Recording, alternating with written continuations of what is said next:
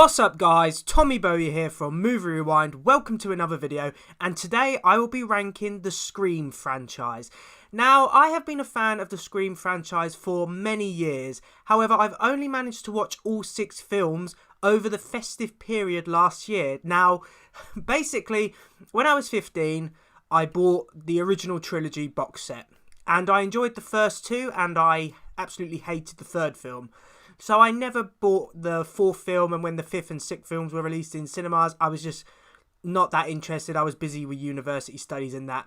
However, earlier this year, I was in HMV and I saw they had the 6-movie collection box set on Blu-ray. So I decided to buy it, and I finally got round to watching it over Christmas. And I have to say, the Scream franchise is probably now my favourite horror franchise. I think it is so inventive, it's so creative, and it has some of the best storylines in any slasher film I have ever seen. So the first thing I thought when I was watching the Scream films is I'm going to watch them again. And the second thing I was thinking of is I'm going to do a video on them. So I've decided to do a ranking from worst to best for the Scream franchise, all 6 films. Now, a few disclaimers before we get into this video. Firstly, this is my opinion. I'm very biased, just like anyone else, so please bear that in mind. Secondly, I'm going to try to keep this video as non-spoiler as possible. So if you haven't seen any of the Scream films, then it should be okay to watch this video, because I'm going to try and keep spoilers to an absolute minimum. And thirdly, I don't actually think there is such a thing as a bad Scream film. I think, having watched them recently, all 6 films are well written, well acted, and they're good horror films, but obviously some are better than others, so of course I'm going to rank them. Now that all that's out of the way, let's get on with this video. So, the worst Scream film, or at least the lesser of the Scream films, is Scream 3, released in 2000. Now, the Hollywood setting adds a uniqueness to the film. I do like the setting of Hollywood. The side characters are what let this film down. They're very unlikable. I couldn't really care if they live or die, and that's not a good thing. You know, a Scream film and any horror film, you know, if you don't care if the characters live or die, then obviously that's not a good thing at all.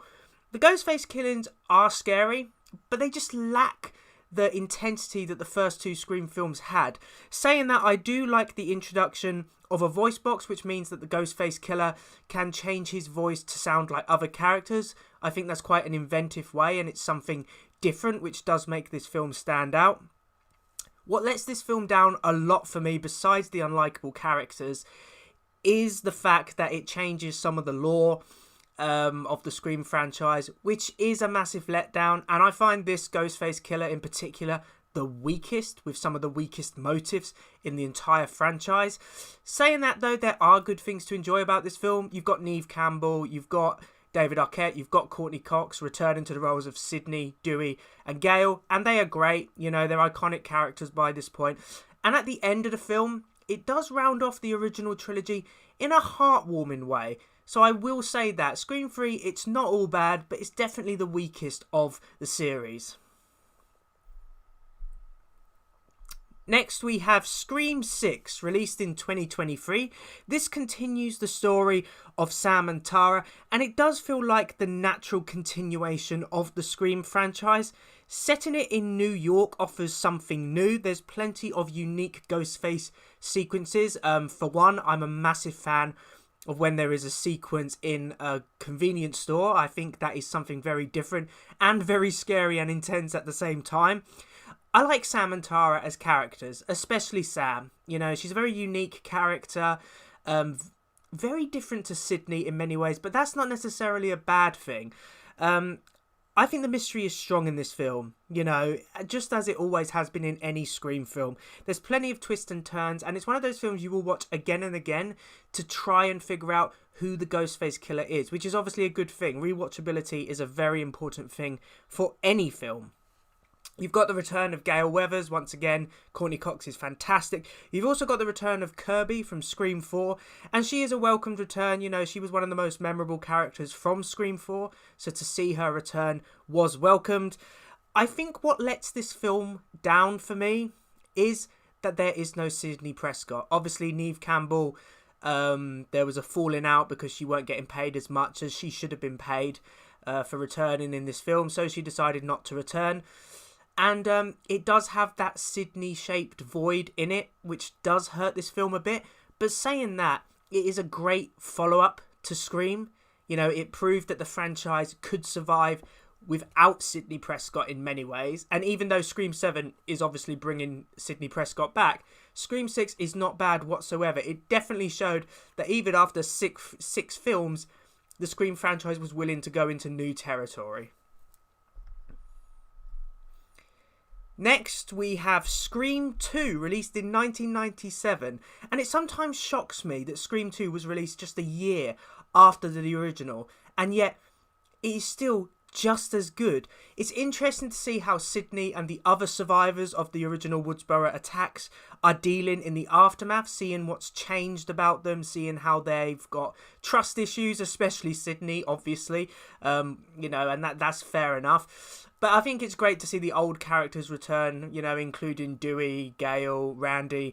But you also get quite a few new characters as well. And they're not just there to up the body count or be suspects. You know, they're actually interesting characters. And there are quite a few suspects in Scream 2, which will keep you guessing. And I always adore that about the Scream franchise. It's a murder mystery. It's not just a conventional slasher franchise. It's a murder mystery at the same time. And Scream 2, I'm going to be honest, the Ghostface Killer took me by surprise. I wasn't expecting it to be who it was, so that was a really good plot twist, which I did not see coming. I think that the Ghostface Killer is deadlier in this film compared to the first one. They definitely up more gruesome deaths and have more drawn out chase sequences, but it's not a bad thing. You know, as Randy says during Scream 2, you know, sequels have to be bigger. They have to be, you know, up the stakes, and Scream 2 is one which definitely does that.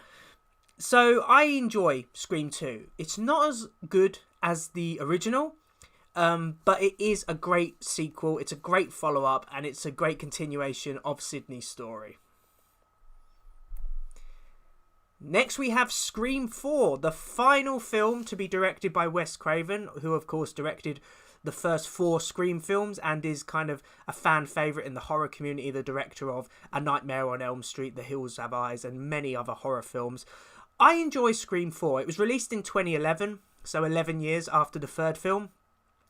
And I think a lot of people forget about it now because it is kind of the odd one out. You have the original trilogy, and then you have the 2 new films, and then you have this one, which was kind of in between. And it was actually a disappointment at the box office, which I'm surprised by because I think Scream 4 is a massive improvement on Scream 3. It's nice to see the return of fan favourite characters like Sydney, Dewey, and Gale. But then they introduced quite a few new characters as well, who are actually interesting characters. You have Kirby, you have Jill, you have Deputy Judy. You know, you actually do have interesting characters, and a whole host of new suspects as well, which I think is just great. There is a lot of meta commentary in Scream 4. I would actually say this is the most meta of all the Scream films, especially the opening scene. But that's not a bad thing because Scream is supposed to have this like meta commentary on the stereotypes and tropes of horror films, and Scream 4 does it very well. The Ghostface Killer is just as scary as ever in Scream 4. They don't just rehash. After 4 films, it could be very easy to just kind of rehash and just focus on the nostalgia of having old characters back. But they don't do that. They do try to bring it into new territory, and I think they succeed for the most part. Also, the Ghostface Killer in Scream 4 is much like I said for Scream 2. It takes you by surprise. I was not expecting the killer to be who it was. And it's one of the most unique motifs as well. You know, very different from a lot of the other films. And I find that really interesting when Scream gives you something different, you know, something you weren't expecting. So Scream 4, I think it was a great final Scream film for Wes Craven to make. You know, I think he did a good job. And I think that more and more people now are beginning to see that this film was underrated at the time, and it definitely deserves more praise than it got on its initial release. Next, we have Scream, released in 2022. Obviously, this is the one Scream film which isn't called by a number. So this is technically Scream 5, but it's not called that officially. Now, I didn't know what to expect going into Scream. You know, I watched it over Christmas and I thought, you know, is it just going to be kind of a reboot of the original? Is it just going to have, you know, nostalgia thrown in for nostalgia's sake? And is it just going to basically be like the first film and what we've seen before? But you know what? I've thoroughly enjoyed this new take on the franchise. Ghostface returns for a new generation and he is at his scariest in this film. There are loads of new characters in this film, but they're all likeable, especially the main two sisters, Sam and Tara. Sam, as I said about Scream 6, is an excellent character. I think one which is definitely up there with Sidney Prescott and a great kind of future leader for the franchise going forward. You have the return of legacy characters in the form of Dewey, Sidney, Gale, which is good. You know, having those three, you know, the three which have made the franchise what it is throughout the previous 4 films, having them return for this 5th film was welcomed. And sometimes it's just great to see interactions between new characters and old characters.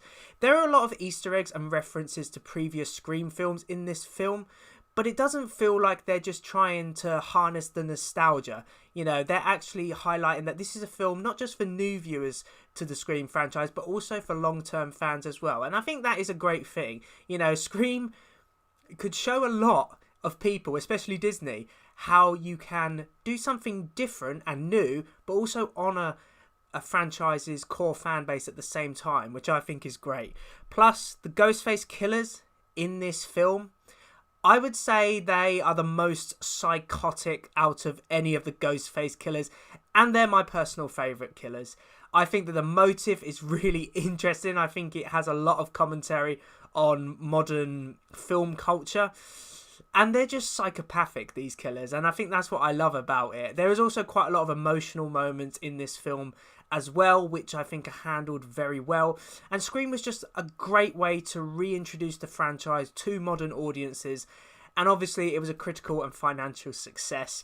And, you know, people who didn't even know what Scream was a few years ago now do. And that's thanks to this film. So this film was definitely one of the best ones in the franchise. And the best Scream film, in my humble opinion, is the original Scream, released in 1996. Now, Scream was game-changing horror. You know, it was a masterpiece directed by Wes Craven. It has so much meta-commentary on horror films, all of the stereotypes, all of the tropes, all of the cliches, and I think they do a great job with all of that. But at the same time, it's also scary. You know, Ghostface is a very creepy killer. I love how it's a mystery and a whodunit because it keeps you guessing right until the very end and you're unsure with who the killer is. Neve Campbell is the standout as Sidney Prescott. You know, she really is. She was fantastic. She's fantastic in all the Scream films she's in, but in the first one, she really did define that character through her performance. You know, the opening scene with Drew Barrymore, I would say, has become one of the most favoured scenes in horror. And, you know, it was a fantastic scene, which really does set the tone for the entire film as a whole. The third act is fantastic. The Ghostface killers are brilliant, very psychotic. And as I said, there's a lot of plot twists in this film. There's a lot of, you know, red herrings. And I think that's great for a whodunit. You know, you want to be kept on your toes. And rewatchability. I've rewatched Scream loads of times just to find out if there was anything I missed or potential clues which highlight who the killers are. So it's a really interesting film which you can just watch again and again and it will still leave you wanting more. I think that Scream has not been beaten, you know, and as I said, I don't think there's a bad Scream film. I enjoy all of the Scream films to varying degrees, but the original, it's a masterpiece. You know, in my opinion, it's one of Wes Craven's crowning achievements. So nothing beats the original Scream. So anyway, thanks for watching, guys. I really do hope you enjoyed this video. Please remember to like, comment and subscribe in order to receive great and maybe even improved quality content in the future. Please feel free to comment down below what your thoughts of the Scream films are and maybe even give a ranking of them if you would like. I always enjoy hearing the opinions and views of my subscribers. So anyway, thank you for watching, and I will see you in another one. See ya!